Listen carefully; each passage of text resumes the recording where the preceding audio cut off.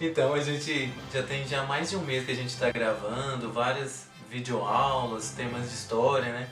E a gente sempre quis falar um pouco sobre um tema que foge um pouco a essa estrutura, foge um pouco aos assuntos didáticos. Então, a gente teve essa ideia de fazer essa série falando sobre um pouco sobre a minha vida, né, na época da infância, adolescência, e também falando um pouquinho sobre a trajetória dos heróis, dos personagens, dos quadrinhos, que é uma paixão que eu tenho já há muito tempo, desde a infância, né?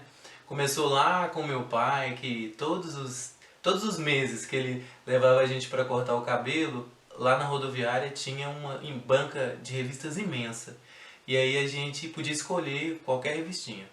Então eu cresci basicamente lendo histórias da Disney, né, principalmente Tio Patinhas, Pato Donald, Mickey, mas também acompanhado sempre pelos super-heróis, né, tanto da DC quanto da Marvel também.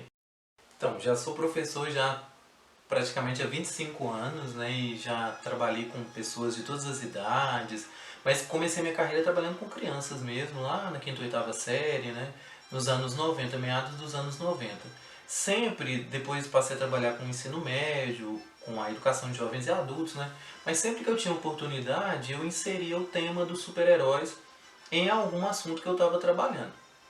Claro que isso não era uma escolha assim aleatória, né? Se a gente fosse analisar o percurso dos heróis, principalmente esses Superman, no Batman, Homem de Ferro, né? E outros heróis que nem pertencem, né, a essas franquias aí, DC e Marvel, né? Mas heróis como John Rambo, né? A gente ia perceber que existe uma ligação forte desses personagens com a história desse país. E aí eu sempre que eu podia, eu inseria um pouquinho disso, falava da relação, né? Essa questão do mito, né? Da mitificação do herói e também sobre a representatividade. Mas não tive a oportunidade de, por exemplo, me dedicar a um curso inteiro falando sobre esse tema, acumulei muito material, né? E sempre acompanhando os filmes, as séries, os quadrinhos quando eu tinha oportunidade. Na época da infância a gente lia mais, com certeza, né? Depois que vem as responsabilidades, a gente acaba direcionando mais a leitura para outros temas também. Principalmente quando a gente trabalha com turmas heterogêneas, então tem que preparar material para todas as turmas. Nesse meio tempo também eu conheci Maurício de Souza, também lia muito Mônica, Cebolinha, né? Então foi um processo assim bastante tranquilo e muito nostálgico, muito feliz também, né? E paralelamente a isso também a gente acabava assistindo alguma coisa que chegava aqui no Brasil, né? Algumas séries, porque os estúdios começavam a investir um pouquinho nessa história de adaptar os heróis de quadrinhos, né, para a televisão e também para o cinema. Então eu cresci assistindo a isso.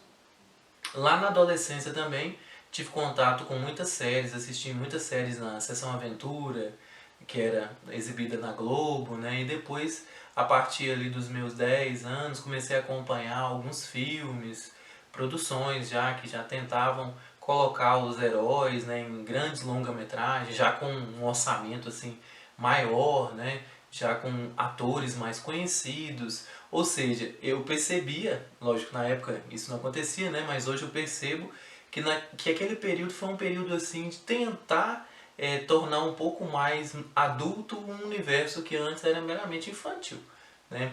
A história dos quadrinhos tem essa característica, né? Quando eles surgiram lá nos anos 30, eles eram basicamente para criança mesmo, então eram muito baratos, né? Era um tipo de cultura que era muito acessível, né? E aí até isso se transformar em grandes blockbusters que a gente vê hoje, né? Todo esse consumo e toda essa moda, né? Essa mania Marvel, mania DC, né? DC nem tanto, né? Mas é Marvel, né? Mas enfim, até isso chegar foi um processo longo aí que demorou pelo menos umas 8 décadas mesmo, né? E que tem deixado seu legado e deixou também na nossa experiência de vida lembranças muito boas, lembranças assim de muito aprendizado, né? Porque me ajudou muito, né, no meu processo depois, tanto no ensino médio, depois na faculdade. Então, muita coisa eu conheci dentro desse universo dos quadrinhos, né, que eu tive contato muito cedo também. Então eu vou, durante essa série, né, a gente vai tentar né, a minha assistente está aqui me ajudando, né, fazer um pouquinho desse percurso da minha história e também a história dos quadrinhos. E aí o primeiro desses heróis, né, logicamente eu vou falar do Superman, que foi o primeiro filme de super-herói que eu assisti. Claro que eu estou desconsiderando aqui lá um antigo tokusatsu que eu também acompanhava quando eu era criança ainda na televisão preto e branco, que era o Spectreman. Então meu primeiro herói foi um tokusatsu japonês, né? Mas ele seria mais ou menos um bisavô dos Power Rangers, mais ou menos isso, né? Mas em termos de heróis mesmo, de capa, né? Identidade secreta e tudo, foi o Superman. Então aí nessa série a gente vai falar um pouquinho do Superman, né? Da minha experiência também, lendo os gibis, acompanhando os filmes.